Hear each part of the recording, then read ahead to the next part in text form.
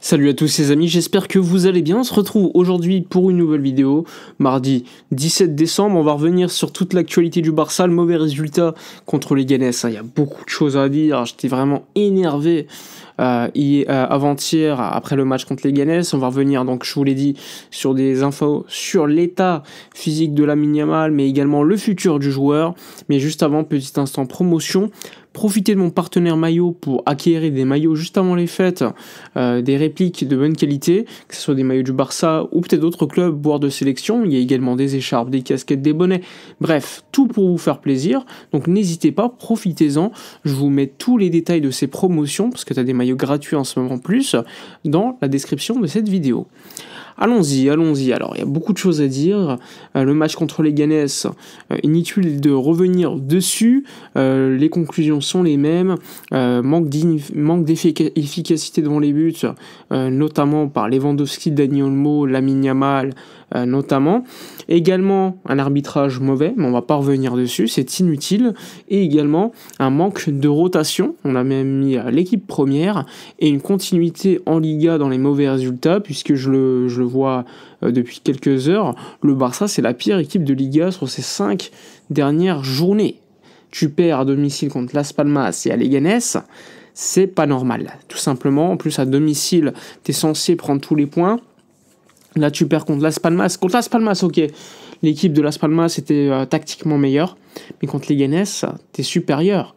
En première mi-temps, tu dois en mettre 4, mais en seconde mi-temps, tu ne réagis pas, tu fais une seconde mi-temps complètement ratée, et ensuite, face à une équipe truqueuse, qui a détruit le jeu, qui gagne du temps, eh bien, ça ne suffit pas.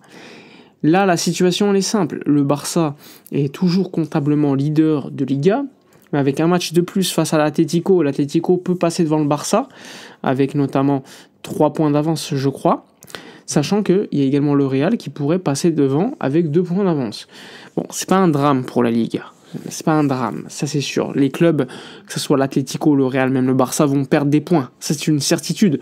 Moi ce qui m'intéresse, c'est de voir une certaine dynamique très mauvaise qui s'est installée. Une dynamique dans le jeu, en seconde mi-temps, mais on l'a vu contre le Real Betis, contre le Celta, contre Las Palmas, contre la Real Sociedad. Pas mal de matchs, en fait, tu ne tiens pas physiquement. On l'a vu contre les Ganes, à la fin du match, c'était ridicule. Les joueurs n'y croyaient même plus, et on le voyait. Donc, il y a quand même des choses qu'on ne voit plus alors qu'on les voyait au début de la saison. Forcément, une solidité défensive qui n'a jamais été présente, mais qui était quand même bien meilleure qu'aujourd'hui. Il y avait également un pressing beaucoup plus intense et également une efficacité d'enfer. Lewandowski, aujourd'hui, rate beaucoup trop d'occasions. Bref, c'est inutile de revenir dessus. Il y a un dernier match à jouer. Ce sera contre l'Atlético la semaine prochaine à domicile avec une équipe de l'Atlético qui ne perd plus. Voire au contraire, qui gagne tous les matchs. De l'autre côté, tu as un Real Madrid qui pourra même profiter, après sa Coupe du Monde des clubs, enfin Coupe intercontinentale plutôt, de revenir et prendre le leadership de ce championnat. Donc ça, c'est une situation qui aurait été impossible à prévoir il y a encore un mois. Et c'est une certitude, il y a une responsabilité des joueurs, une responsabilité du coach, même si je pense qu'Hansi Flick est beaucoup moins responsable que certains joueurs, parce que c'est pas lui qui est sur le terrain quand il s'agit de louper des actions claires contre les Ganes. Mais bon. Sur ce match contre les Ganes, le Barça a quand même eu une blessure importante, celle de Lamine Yamal. Lamine Yamal a ensuite fait des tests hier, on s'est dit, on verra. On le voit après le match contre les Ganes, les premiers médias expliquaient que ça sentait pas bon. Et le diagnostic est tombé hier. 3 à 4 semaines d'absence pour le Golden Boy, tout fraîchement élu. Il y avait le gala d'ailleurs hier en Italie. Jorge Mendes y est allé pour laisser son message et prendre le trophée. Il a également précisé à la presse que Lamine Yamal allait bien prolonger son contrat. Pas de surprise lors de sa majorité pour 5 ans, voire 6 ans de plus. Mais ce qui m'intéresse, c'est l'état physique de Lamine, qui va être absent 3-4 semaines. Il devrait être de retour pour jouer quelques minutes contre l'Athletic Club en Supercoupe d'Espagne en Arabie Saoudite. C'est-à-dire qu'il va louper 2 matchs. Le match contre l'Atlético, qui est quand même un match capital à domicile, où tu as besoin de te rassurer après beaucoup de points perdus contre le potentiel leader, et ensuite un match de Copa del Rey début janvier contre Barbastro. Ensuite, le Barça va évidemment s'envoler pour la Supercoupe d'Espagne. Comme vous le savez, c'est un format qui se joue avec 2 matchs, hein, potentiellement. En tout cas, avec les demi-finales contre l'Athletic Club et voire une finale contre le Barça. Si ça se passe bien, le Barça jouera 2 matchs et Lamine devrait réapparaître quelques minutes contre l'Athletic Club en demi. Et ensuite, il y aura un petit peu de repos, enfin un petit peu, un match contre Getafe des casseurs à l'extérieur. Donc là aussi, juste avant la Ligue des Champions, important de reprendre un Lamine Yamal en parfait état. Mais bon, on l'a vu, sans Lamine, on perd beaucoup offensivement. Et je pense que c'est le bon moment pour lancer un joueur, c'est Dani Rodriguez, un joueur de l'équipe B qui est loin d'avoir le niveau de Lamine, attention.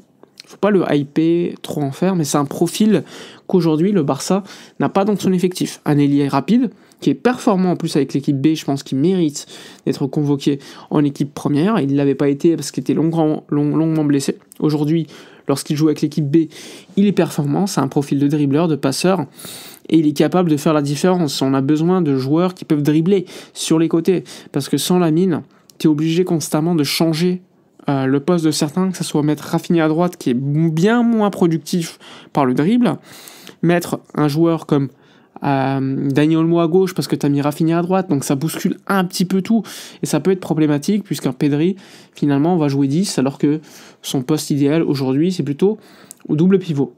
Donc voilà, beaucoup de points négatifs avec cette blessure de Lamine Yamal, blessure qui n'a même pas été sanctionnée par l'arbitre, l'arbitre qui avait été à la rue, qui avait oublié de pouvoir siffler tout simplement des fautes.